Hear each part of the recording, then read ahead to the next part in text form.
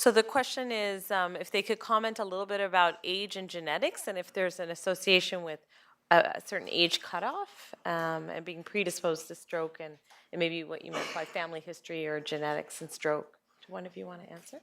Yeah, sure. So there's not one age cutoff, but I would say that every year as we get older, that increases your risk of stroke. But certainly in the elderly population, so above age 80, stroke is very common. But even after age 40, 50, 60, we see strokes in these younger populations. But as we age, it definitely increases your risk of stroke. In terms of genetics and family history, it depends. In some families, they are more prone to strokes. And when we're considering family history, these are the people who are more prone to this. These are the ones where we see younger strokes. And so people who have a strong family history of stroke or heart disease, you may see it in the younger population. So people in their 40s and 50s may be affected by a stroke because of their genetics, because they have stronger risks within their family. What does genetics mean? Does it mean having weaker arteries or something in the brain that's not as strong? Do you want to repeat the question?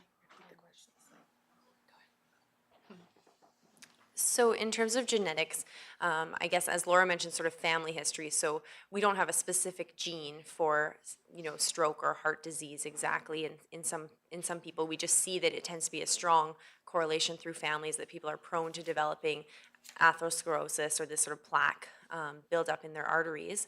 But there are also some genetic conditions that are specific for people who have a propensity to form blood clots. So in those cases, those patients may be forming blood clots because of their genetics, and that's not something that they're able to alter. And sometimes there's a family history, sometimes there's not, because it may not have shown up before, even though it was carried down through the family.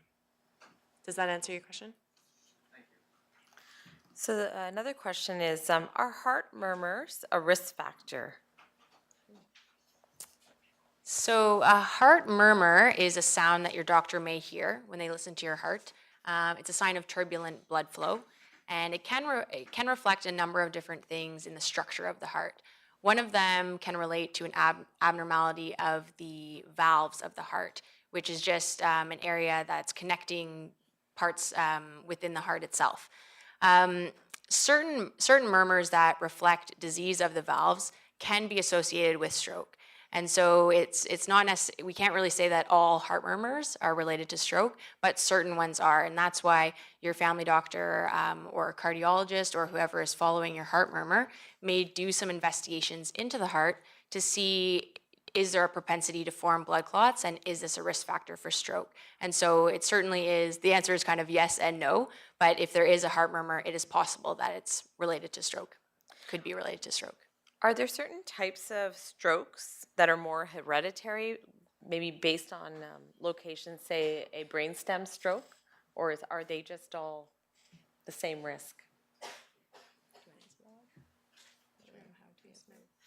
So as far as I know, there isn't a certain type of stroke that's more genetic. I don't believe that, unless Dr. Johnson knows.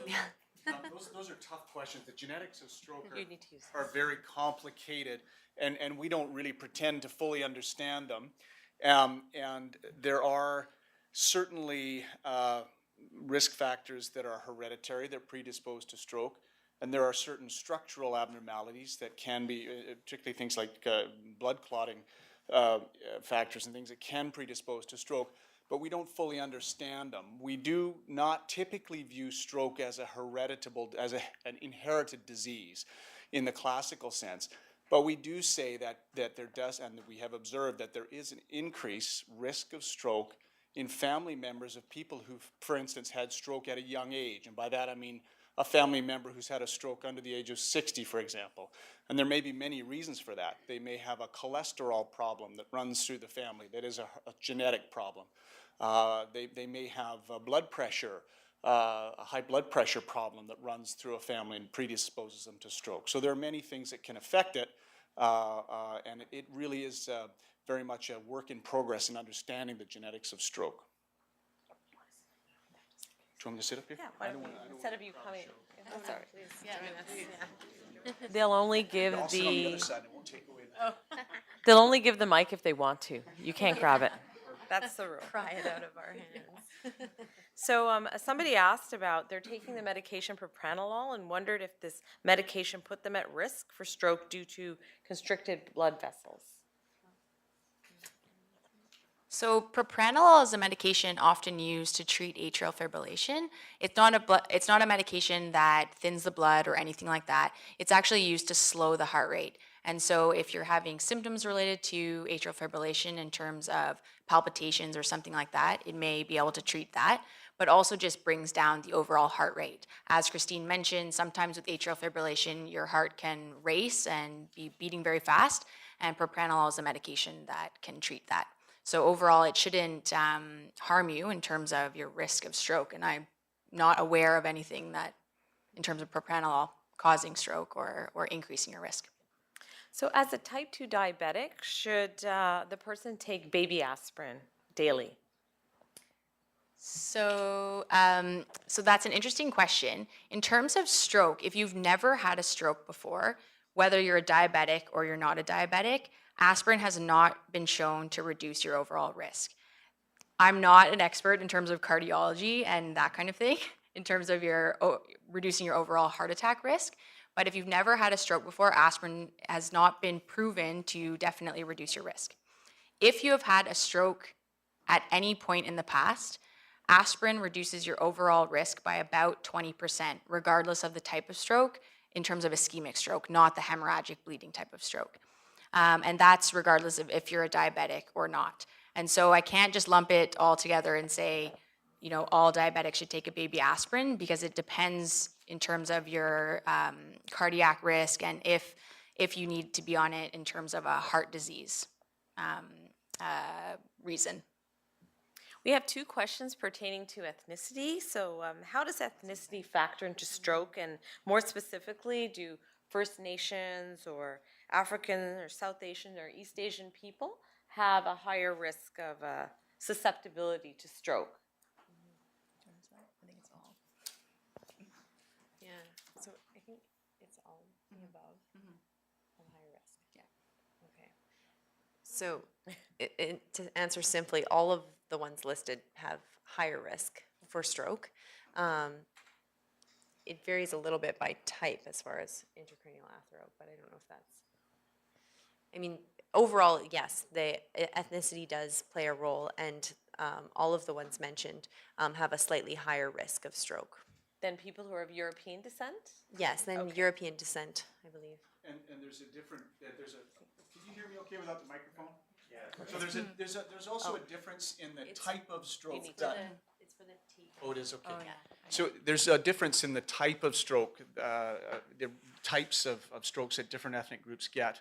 And for reasons that we don't fully understand, certain ethnic groups tend to form, for instance, atherosclerotic plaque in small vessels inside the brain. And people of European descent tend to form that in their carotid arteries, for example. And so these are things that we see commonly in the clinic when patients present with different types of stroke. There may be a higher risk of bleeding or hemorrhagic type of strokes in people of Asian descent, for example. Those may be blood pressure factors. And so these are things that we, again, don't fully understand the reasons for, but have been observed quite commonly. So is surgery ever a risk factor for strokes? Like having a surgery, does that put you at risk for a stroke? So that's an interesting question. Again, it's hard to kind of, put a blanket over all surgeries.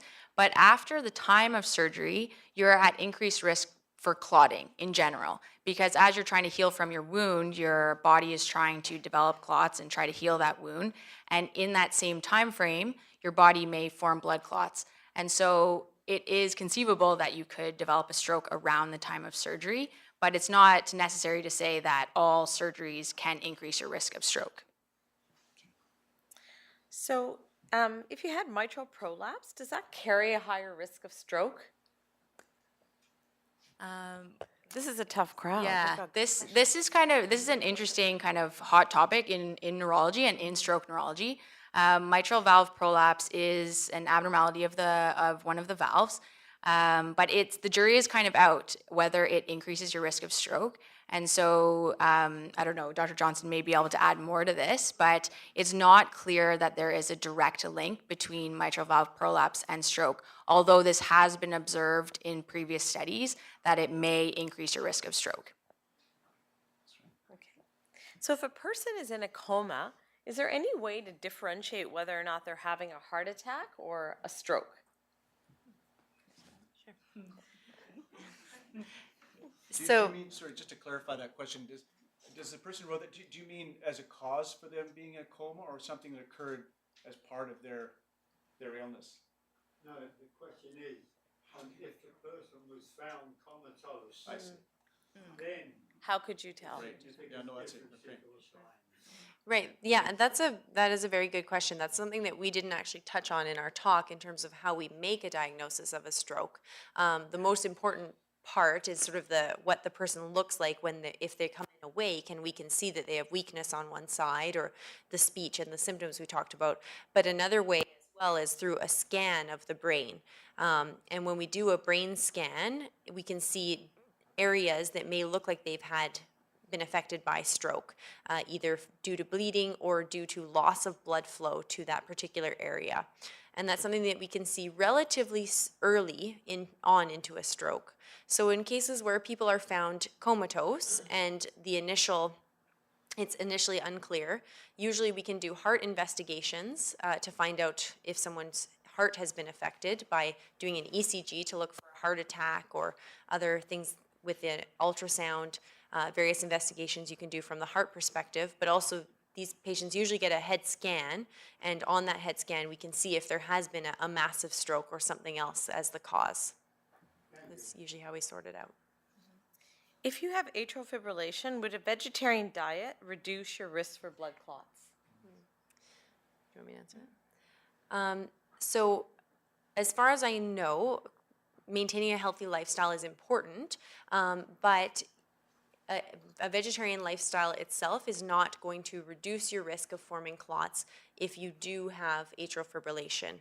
So when we had described atrial fibrillation, it's due to this abnormal beating of the heart, and that is not something that can be changed by diet. So you would still have risk of forming clot in the heart itself. If the only risk factor you have were genetic or maybe familial, do you recommend ASA? So this is kind of a similar question to the one that we had earlier about aspirin, or ASA, that's the other term we hear. So again, if you've never had a stroke, regardless of if you're worried about having a stroke because of genetic factors or other, if you've never had a stroke, aspirin does not reduce your overall risk. And the reason we're saying that is because aspirin does have its own problems. It leads to bleeding. Some people can have upset stomach or bleeding within the stomach. And so the amount of benefit that you would gain to try to prevent a stroke is kind of outweighed by the risks that you could have from potential bleeding.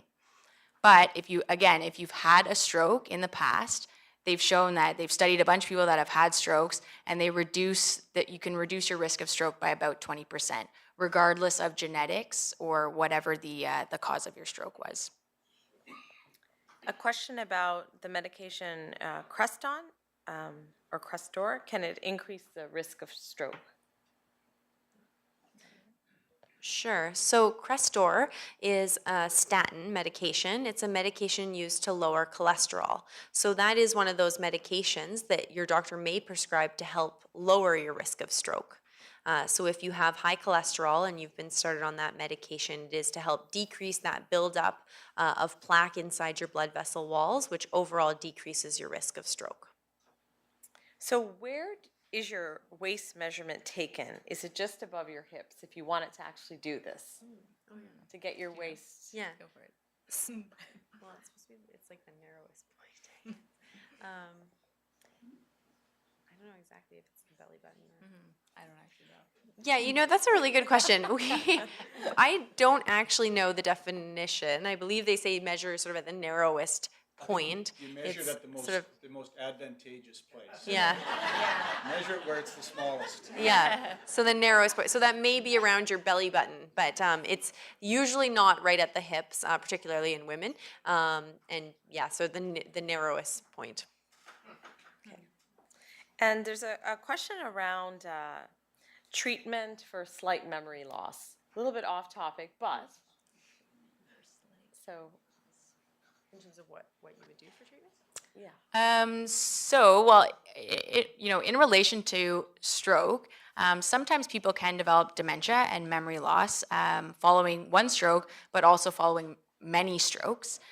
In terms of treatment for slight memory loss, we're not really at that point in neurology in terms of having a good treatment.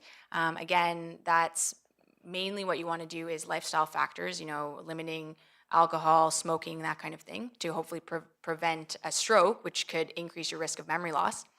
But then there are treatments for Alzheimer's dementia, which is a totally different topic, which is probably covered in one of these other lectures. There are a few medications for that, but that's in the more severe category of memory loss. So we're not exactly at the point right now of having treatments for slight memory loss. Maybe in the future. In terms of prevention, though, for memory loss, all of those lifestyle factors have been shown to reduce your risk. So the exercise, the healthy eating, and Yeah, definitely. weight control, really all beneficial for all those. It seems like all those lifestyle things seem to work well for everything in medicine. Yeah, So heart disease, our blanket dementia, everything, recommendation. stroke. Yeah. I think there's a couple more questions. I think there's one down here, Money. How many, I'm guessing most of you are here because you've had experience with a stroke yourself or with a loved one. Is that true of most of you, if you could put your hands up? Yeah, it's quite remarkable. The turnout tonight, I think we're all very pleased with, because part of why we're here is to try and get the message out about stroke recognition and stroke prevention. And I'll just make a plug here for the Heart and Stroke Foundation. They are really a fantastic outfit with respect to public education, supporting stroke recovery clubs, etc. And they can also use your support. So if you are interested in this condition, if you can contact them, if you're inclined to do so, they can tell you how to either get involved personally or financially to help them, because we benefit, us as clinicians and researchers benefit from their resources and their support of our work too. A question around whether or not ambulances carry TPA. Yeah, so ambulances do not carry TPA, and it's for several reasons. It's important to call 911 if you do recognize the symptoms of stroke, as I mentioned, and the ambulance attendants are very good at recognizing symptoms of stroke, and they direct to the appropriate hospital and will alert the hospital often before they even arrive there that it's a stroke, because again, we have such a limited amount of time that we need to be able to treat a stroke. So they don't carry TPA, and this is for the main reason because once the person arrives at hospital and we're worried that it's a stroke, we need to do a CT scan of the head to look for bleeding, because TPA cannot be used in a bleeding type of stroke, although the patient may appear the same. They may have weakness on one side of the body, and this may occur because of bleeding into the brain or because of a small blood clot that's cutting off the blood supply. And we can only tell that by a CT scan.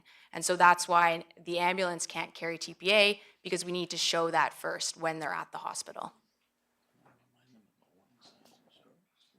Yeah, so again, just to remind some of the warning signs, the fast mnemonic was an easy one. So looking for the face being uneven, looking for weakness of the arms or legs. I'll just let this. Visiting hours are over. Oh, and then any kind of speech disturbance. Doesn't count for you guys. So the face being weak, the arms being weak, the speech becoming very strange, any of these things happening suddenly, these are the warning signs of stroke. And so this is the time when you would call the ambulance. It's never wrong to call the ambulance if you're worried. And this is the one way that you can get into the hospital quickly to be assessed. And so that's why it's important to call 911 in the setting of stroke if any of those symptoms are recognized. Does 1/4 of an aspirin tablet reduce blood viscosity? I guess it's all in the dose, but. Do you want to answer that? What was 1/4? 1/4 of Yeah, 1/4 of the large tablet, like the 3. So there's the baby aspirin. Oh, I see. So 1/4 of the baby aspirin would be 20 milligrams. So Usually, the dose recommended and the dose that's been studied that we have evidence for is the 80 milligrams. And that's, again, as Laura had sort of talked about, it's for, we know that it does reduce your risk of future stroke if you've had a stroke, or it is also used in cases if you have some heart risk factors or there's some other reasons your doctor may have asked you to take that. And as far as I'm aware of, 80 milligrams is the dose that we actually have evidence for. I'm not aware of studies that have looked at lower doses than the 80 milligrams. So I wouldn't be able to say whether or not that would lower your risk significantly by taking a smaller dose. So there's a couple of questions around whether or not there exists this phenomena of a silent stroke. So is it possible to have a stroke without knowing it, and how can one find out? So we definitely see silent strokes, and the only way to really diagnose that, aside if it's not recognized and you don't have any symptoms, would be with a CT scan. And so this is a picture of the brain where we can see the brain and we can see strokes that have occurred months or years down the road, like in the past, because it changes the quality of the brain. And so we are able to see that. And sometimes we do see that where they cause no symptoms. Even if we go back and we ask the patient, you know, did this ever happen to you? Did you ever have weakness that resolved? Or did you ever lose vision on one side? And they're not aware of it. And so that does come up. But the only way you would know that is by a CT scan. But I'm not advocating that everyone needs a CT scan. That's pretty rare. Most of the time, people will have symptoms if they're questioned and we look back in the history. So if somebody has atrial fibrillation and with the medication, their heart is brought into sinus rhythm, how stable is the heart and the risk of stroke without the actual atrial fibrillation? So atrial fibrillation is a strong risk factor, as Christine mentioned, for the development of stroke. Sometimes, as she was mentioning as well, sometimes your heart can go in and out of atrial fibrillation or in and out of sinus rhythm. We refer to that as paroxysmal atrial fibrillation. And if someone's heart goes in and out of this atrial fibrillation, we consider it the same risk as those that stay in atrial fibrillation all the time. And so usually if you've been diagnosed with atrial fibrillation in the past, or it's been documented on a number of different heart investigations, often you still need to stay on blood thinners and consider that a high risk for stroke. So we've made a focus on alcohol consumption. What about caffeine? Because caffeine intake, is that ever a factor? Because sometimes it's been associated with atrial fibrillation if people drink too much coffee. Can you comment on that? Sure. So in sort of a general sense, in terms of caffeine, it's not something that we have a lot of research on as far as being a specific risk factor for stroke. I think it's certainly something that if you do feel you get palpitations from consuming caffeine, or if it's something that is raising your blood pressure, then it can perhaps overall contribute. But certainly it wouldn't be average for someone consuming caffeine to develop atrial fibrillation. That would be usually someone would have a propensity or already have atrial fibrillation who would get that with caffeine. So we don't have specific recommendations around caffeine consumption for reducing your risk of stroke. But the jury is kind of out with respect to caffeine as well. And there are, in fact, some studies that show a benefit of caffeine in neurologic disease. So some studies have shown, maybe that there is an increased risk of stroke with caffeine, but others have shown a benefit. And so I don't think we can say caffeine is, a bad thing for sure. And then there have been other studies that have shown there may be a reduced risk of Parkinson's disease and some other neurologic conditions with caffeine. And so maybe there is a benefit that we're seeing in other neurodegenerative diseases. And certainly if caffeine was taken out of hospitals, they would cease to function because most of us drink a fairly steady flow of caffeine.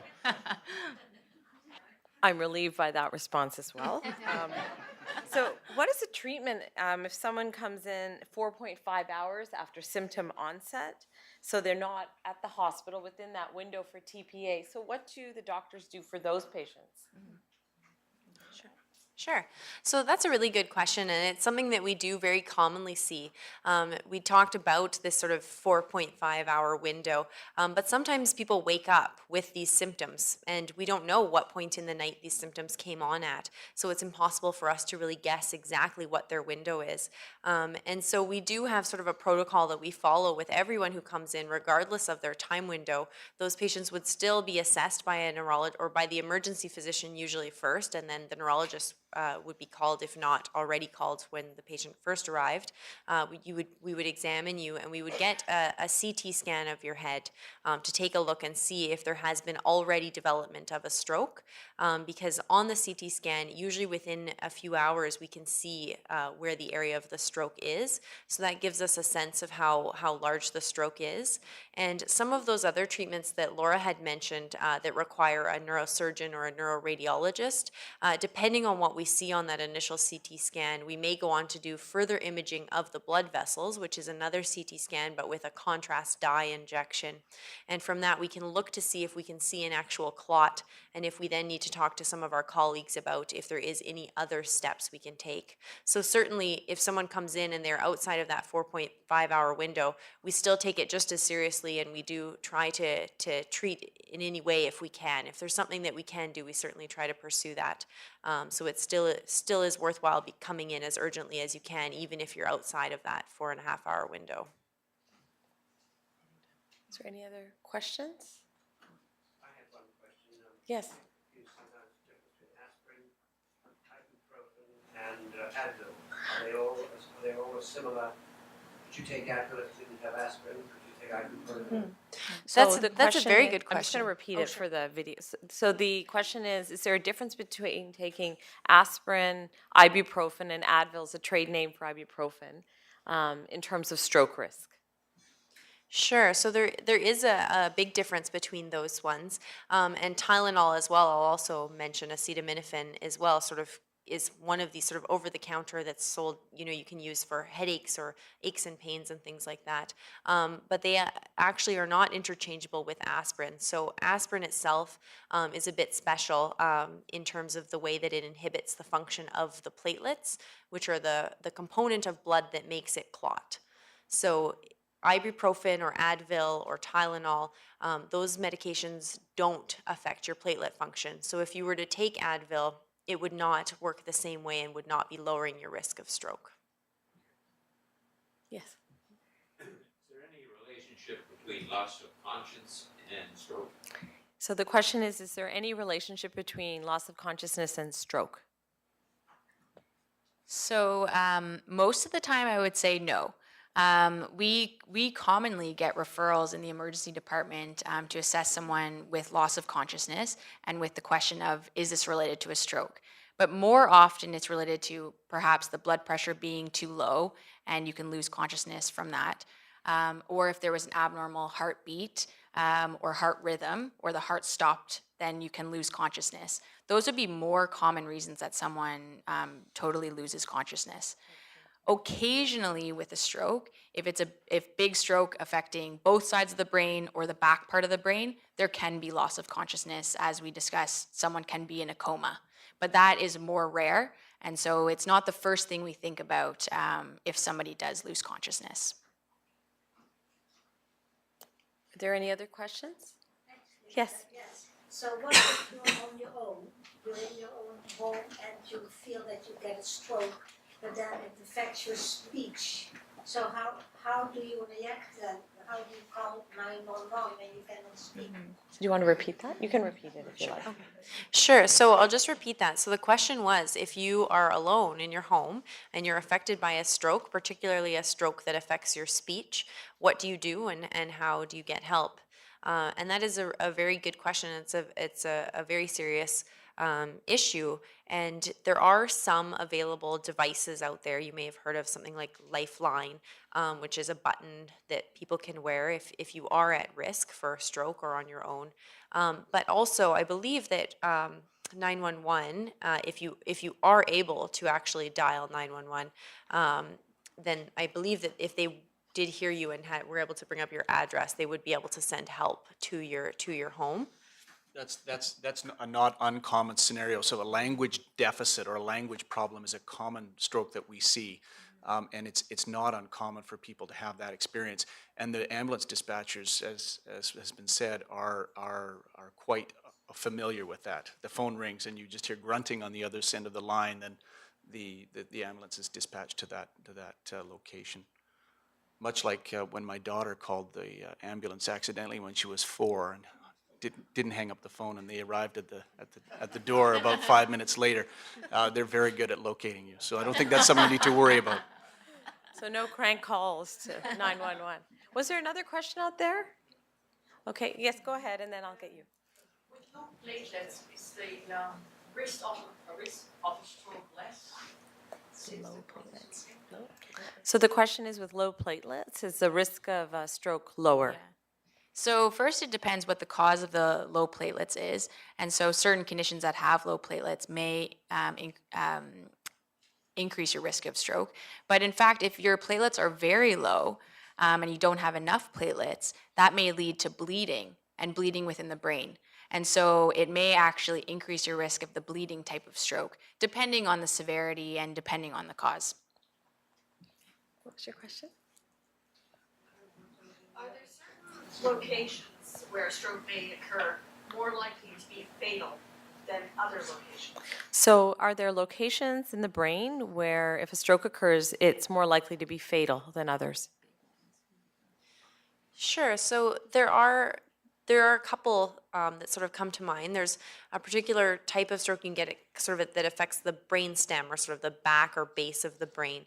That affects the area sort of in which a lot of the functions have to travel through to get down to the body through the spinal cord. And that if there's a stroke there, it can sometimes be devastating and be fatal.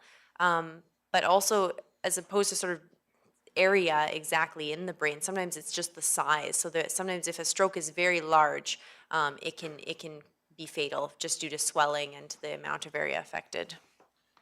And that just highlights the point that the studies and statistics that we have about stroke show that about 30% of people who have had a stroke will be dead within the first year after their stroke. So if they survive the first 30 days, they have a very high likelihood of not surviving out 12 months, and that's for a variety of reasons related to complications from stroke. Often these people will die of heart attacks and other things. So while the stroke may not be fatal from the initial blow, it may well be fatal subsequently.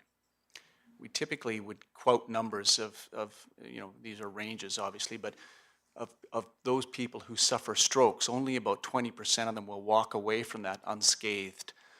The rest of them will either be dead or have some degree of disability. And about 40% of people will have such severe disability that they'll require assistance for walking and bathing and eating things. So these are numbers that we like to remind people of because it is such a devastating disease. And for many people, dying of a stroke is not necessarily the worst thing. The worst thing is being bedridden or totally dependent with a stroke. I think there was a question. Did you have another? Yes. Yeah, I was going to say, in small communities, if you have a stroke and maybe you don't have CT scans and things, you're kind of a chance of Well, it depends. You wanna repeat it? The question? Oh yeah, sure. So the question was, in a smaller community, if you have a stroke and there's no CT scan, what happens at that point? So it depends. I mean, first of all, obviously an emergency physician would see you, you call the ambulance, you'll be seen in the local emergency department or whatever health services that you have in the smaller community. Often there is a good communication between these smaller centers and larger centers. And so if possible, I mean, I know there is, of course, this time window. If you can be transferred to another local place quickly, then you may be able to get a CT scan there and then have the treatment for stroke. And then often in these smaller communities that do have a CT scan, but they may not have a neurologist, which treats strokes more commonly, they can be in contact with someone in Vancouver or in another place where they have a neurologist, and they can get advice and often can still treat with TPA in these smaller places. Yes. Is herbal medicine recommended for stroke patients? So the question is herbal medication recommended for stroke patients? So in terms of herbal medications, so we don't have any specific recommendations, and that's only because the way that we learn medicine in kind of this Western society is through evidence-based medicine, and so we don't have any key studies that are supporting one herbal supplement. But that doesn't mean that we don't support herbal supplement at all. I think there is probably some great things, with Chinese medicine and others that probably do reduce your risk of stroke. And as long as it's safe and it's not having a big impact on your wallet is another factor to consider. But there probably are some things that we don't understand about those herbal supplements, and we certainly don't discourage people from using supplements. Just to add, though, there are some cases where some supplements do cause thinning of the blood, and so this is something to be aware of, and just to ensure that you're not using a herbal supplement that causes the thinning of the blood, because even if you do have a condition like atrial fibrillation where your doctor may be recommending a blood thinner, with some of these herbal medications that cause blood thinning, we don't have a way to measure them or to know how much is in each particular tablet from one tablet to the next, because they're not dosed in exactly the same way each time. So it's those blood thinners that can sometimes be a bit of a problem and something to be aware of. And it's always important to tell your doctor that you are taking these supplements and what they're for, because it's important for the doctor to know, because there may be drug interactions that weren't thought of.